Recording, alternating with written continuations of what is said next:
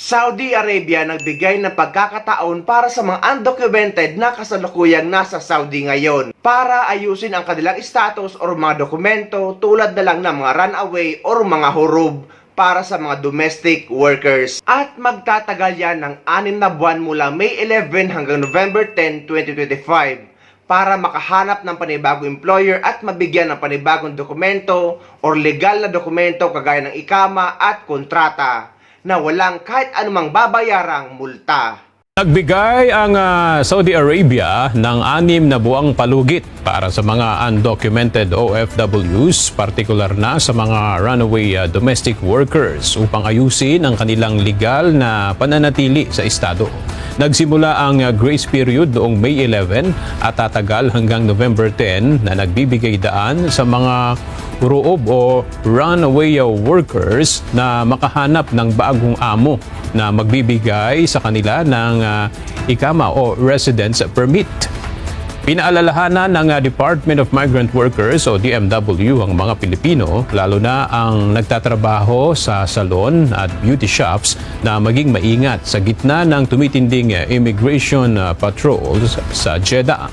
Ang mga worker na makakapag-ayos ng kanilang status sa loob ng 6 na buwang grace period ay hindi na sisingilin ng immigration fines na karaniwang umaabot sa 600 Saudi riyals o humigit kumulang 9,000 pesos. Samantala, good news naman sa mga OFW sa Kingdom of Saudi Arabia.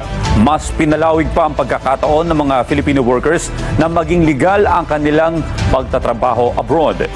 Inanunsyo na kasi ng Department of Migrant Workers o DMW na binigyan na ng 6 na buwang grace period ng Saudi government ang mga undocumented o runaway workers para makapag-ayos ng kanilang regularization status. Mula May 11 hanggang November 10, pwede silang maghanap ng bagong employer na magbibigay ng ikama nang walang kailangang bayarang multa. Ayon sa DMW, makakatulong ito para maiwasan ang pagtatago at mabigyan ng legal na pagkakakitaan ang ating mga kababayan. Pinaalalahanan din ng mga Filipino, lalo na sa Jeddah, na maging maingat at igalang ang batas at kultura ng Saudi, lalo na sa gitna ng mas mariing immigration patrols.